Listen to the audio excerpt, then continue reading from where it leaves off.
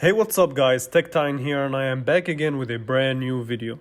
So before I begin this video, as always, I want to thank you all so much for watching this one. If you enjoy my content, make sure you leave a thumbs up. Also, make sure you're subscribed to the channel.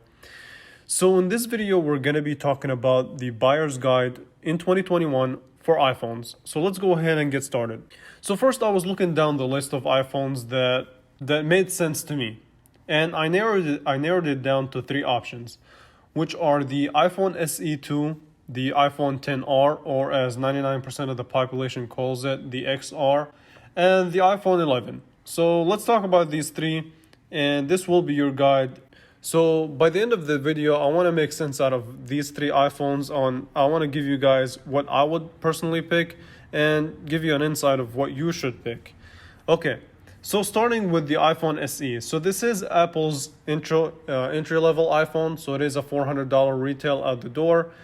And the iPhone SE supports this classic back of the iPhone 8, iPhone 7. And the back has also the 12 megapixel with the quad LED flash. So that matches the iPhone 11's lens. And the front, you have your front-facing camera as well as your display, which is a 4.7 inch. It is sub 720p, but because it's a small size display, resolution on it is no problem at all. It's visible the resolution on it and the quality in general is really good. And yeah, so now let's move on to the iPhone XR. So the XR, it houses a slightly larger display and it is 6.1 inch. So again, you do have a singular lens and it is also 12 megapixels, but it follows the same lens as the iPhone XS and the XS Max, at least for the standard lens. And you also have your LED flash on the back. And yeah, the back is really it's just a bigger iPhone 8, basically, if you're looking at it from the back. So also now let's turn our attention to the front. So the front houses a 6.1 inch display, and you do have the capability of Face ID as well as your front-facing camera and front-facing portrait mode, which I will be discussing the camera in a little bit.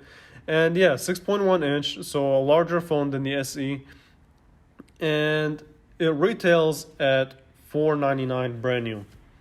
So next up is the iPhone 11. So the iPhone 11, the back, similar to the iPhone XR, except on the top of the phone, you do have a dual camera setup. And the dual camera, it's both 12 megapixel sensors. One a standard lens, the other one is a wide angle lens. And yeah, if we put these phones side by side, that's where things get a little bit interesting, at least for me. So you can clearly tell that the display quality and things like that between the iPhone XR and the iPhone 11 are really similar. So there might be slight changes in color calibration. However, it's so slight that it's hard for people to tell the difference. That's why I changed the background. The phone with a similar background to the SE2 is the 11, and the one next to the one with this kind of sunset background is the iPhone XR. And this is how these phones stack up next to each other. So spec-wise, the 11 and the SE2 both have the A13 Bionic chip, whereas the iPhone XR has the A12 chip. And speed-wise, for all three of them, when we're doing the daily tasks, they're really similar. So let me move the SE to the side, since the SE and the 11 share similar specs. The differences between the XR and the 11, like I said, as far as display, is minimalistic. It's really hard to tell the difference by just looking at the front, and you can't even tell which is which by looking at the front. So the daily tasks, such as the phone app, so if we try and open them, same time. The messaging app, same time. And that's really the theme. If we're looking at light tasks, social media and things like that, they're really similar as far as speed goes. Now, where you will see the difference and where the A13 Bionic will shine over the A12 is that in more heavy demanding apps like augmented reality, heavy demanding games that require the CPU and GPU to work a lot, that's where you'll really see the difference. And yeah, like I said, putting them side by side, you can clearly tell that specs are, I don't want to say irrelevant, but really similar. And I wouldn't make a decision based off the processor and the amount of RAM alone.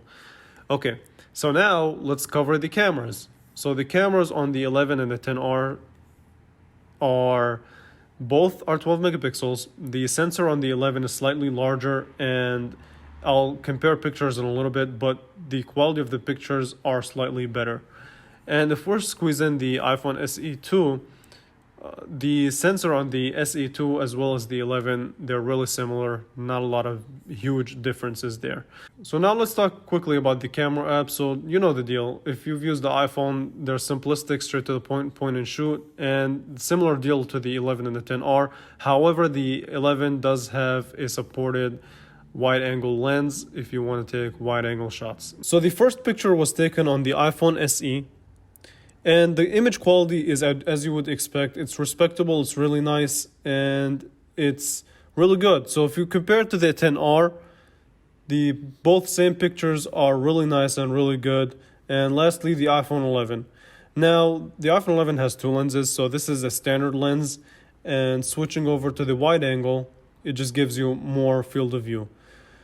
Bottom line on the cameras, there is differences, and you can only tell these differences if you put these phones side by side. So you have to do really a side comparison to be able to tell the difference. And I can tell that the iPhone 11 shows slightly better colors than even the iPhone SE 2. And that just goes to show you that Apple does play a little bit on the image processing.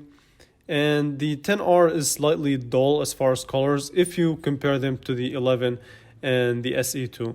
But it's not drastic enough that the iPhone 10R, I think I called it XR, has so the scale of cameras, if you try to rank them, the difference between the 11 and the 10R is not really drastic. To me, at least to my eyes. Okay, so now I want to conclude this, and I want to talk about each phone and its benefits and its negatives.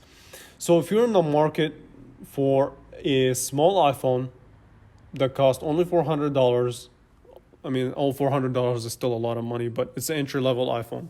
So as far as that goes, this is a really nice phone, small phone with it's definitely powerful as far as specs, and camera on it is excellent. And you do have the benefit of the home button, which houses Touch ID, which a lot of people might or might not miss depending on who you are. So the iPhone 10R is, to be honest, my personal choice over the iPhone SE and the 11. So if you're in the market, if you're really not sold because the iPhone SE has a smaller display, then that's where the 10R comes from. The 10R and the 11 share similar displays, and they both have Face ID, and they both have similarly pretty much everything. Like I said, the camera and the specs are not drastically different enough for you to pick the 11 over the 10R, unless you want that secondary wide angle lens, which the 10R starts at $499 and the 11 starts at $599.